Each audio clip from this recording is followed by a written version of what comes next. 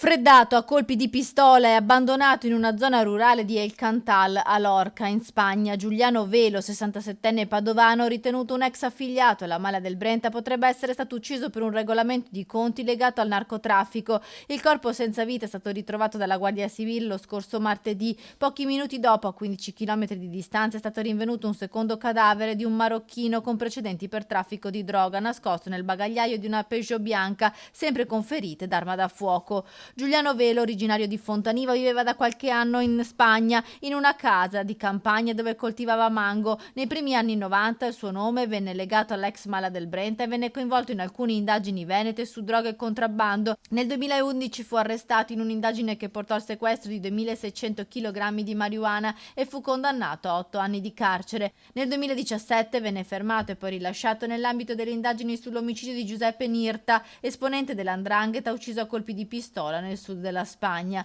Ora la polizia spagnola sospetta possa essere legata ad una rete di criminali operanti tra Veneto, Andalusia e Nord Africa.